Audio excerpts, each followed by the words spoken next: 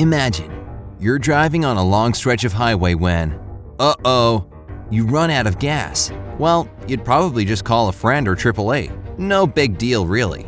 Now imagine that same scenario, only you're a pilot flying a commercial jet full of people. That's exactly what happened to a Canadian plane at a height of 41,000 feet on July 23, 1983. Air Canada 143 was supposed to be on a routine flight. First, the plane was going to make a short trip from Montreal to Ottawa, but that's when the first issue popped up.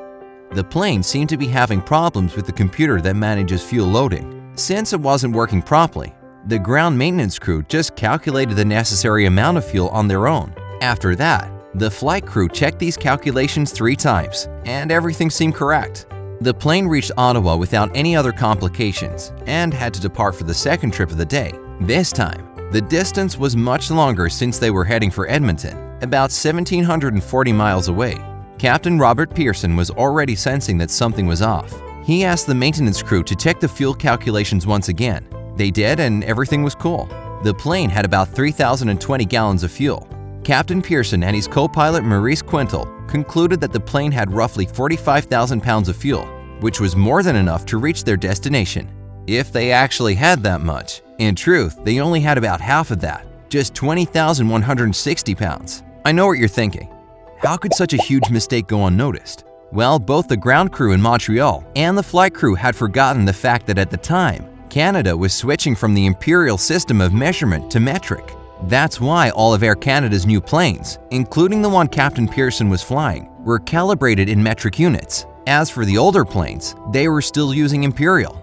Unfortunately, this led to a major blunder when the fuel was calculated in pounds instead of kilos. Remember, a kilogram is only about half a pound. That's why they really had half the amount of the fuel they needed to make the trip. The plane was at a height of 41,000 feet when the first warning light flared up. The crew figured that the fuel pump in the left wing had failed, so they switched it off. And it really isn't that big a deal if one fuel pump goes out. A plane can still fly. However, a few minutes later, the second light came on. The crew knew it had to be something more serious than a coincidence. At that moment, the plane was only halfway to Edmonton. That's when Captain Pearson decided to change course and instead head to Winnipeg for an emergency landing. Not long after that, the left engine stopped working entirely. Then the alarm went off, indicating a complete loss of both engines. The plane had run out of fuel.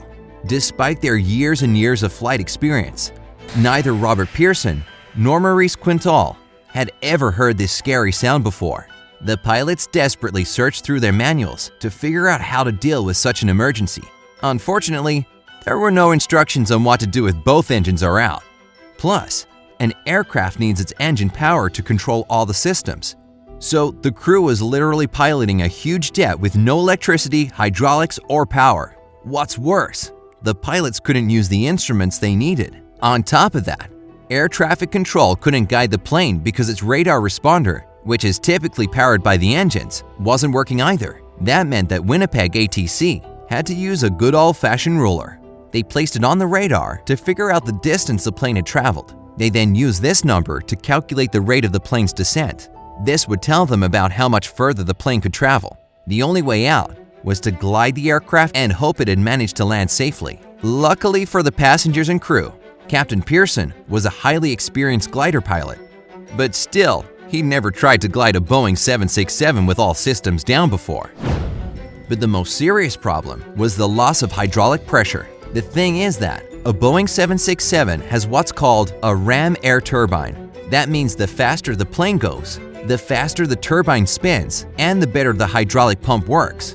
When a plane slows down for landing, the turbine stops spinning so fast that there's a drop in hydraulic pressure. In short, a pilot's ability to control the aircraft decreases along with a drop in hydraulic pressure. Anyway, after most of the plane's systems had shut down, it started to lose altitude at a speed of 2,000 feet a minute. After making some calculations, both the pilots and the air traffic controllers came to the conclusion that the plane didn't have any chances of making it to Winnipeg. That's when they finally had some good luck. Maurice Quintal thought of the nearby Royal Canadian Air Force Base, just 12 miles away in the town of Gimli. Even better, it was no longer in use. Quintal knew the airspace and landing strips in the area from his time in the service. So, everyone agreed that landing at the abandoned military base was the only possible solution. However, when the plane was nearing the runway, the pilots realized they were still too high. So, they decided to try what's called a forward slip. The risky part is that while this maneuvering technique can be done in small personal airplanes, commercial aircraft aren't designed to perform it. Plus, the plane was descending too fast for the maneuver to have any chance at success, but they had no other option. Besides, the captain had tons of experience performing a forward slip, so the plane was in good hands. Oh, but our story doesn't end there. You see, the pilots still weren't aware of the most terrifying thing about this situation. That abandoned military base wasn't just sitting there empty and derelict. It had been converted into a motorsports park and racetrack. So, that same day, July 23, 1983, it was full of happy parkgoers, campers, and vehicles. Maurice Quintal didn't notice the people on the runway until it was too late to divert the plane. As for Captain Pearson, he was oblivious to the danger because all of his focus was on the speedometer. The aircraft had gotten incredibly difficult to control, thanks to those fancy hydraulic turbines I told you about earlier. Remember, they drop the hydraulic pressure when the plane slows down to land. The people on the runway didn't expect to see a gigantic plane approaching them at high speed. And how could they? All the engines were down. This thing was gliding in silence. But don't worry, they saw it coming and got out of the way in time. Once it had touched the ground, Captain Pearson immediately hit the brakes. That means the weight of the plane shifted forward. And this in turn sent the front landing wheels back up into the aircraft's body. But it's okay. Losing the front wheels was actually a good thing because it allowed more friction to build up between the plane and the runway, meaning it had come to a halt much earlier. Thus, in the end, the Boeing 767 managed to stop just 100 feet away from spectators. And believe it or not a single passenger, crew member, or parkgoer was seriously hurt. Phew! The whole incident was dubbed the Gimli Glider. And after receiving some heat from the airline for that initial fuel miscalculation, both pilots ended up receiving the Diploma for Outstanding Airmanship in 1985. Interestingly enough, other pilots have tried to land a plane under the same circumstances in a simulator, yet all their attempts led to crashes. Maurice Quintal got a promotion and became a captain in 1989, and Robert Pearson flew with Air Canada for 10 more years before transferring to another airline. The most interesting thing, though, is that after it was repaired, the famous Boeing 767 kept flying long after the accident, 25 more years to be exact. It made its last flight on January 1, 2008, and then headed to the Mojave Desert for its retirement just a few weeks later. Oh, and Captains Robert Pearson and Maurice Quintal were on board the plane during its final journey, and 3 of the 6 flight attendants who'd been on Flight 143 also bid farewell to the plane. Now that's really touching, don't you think?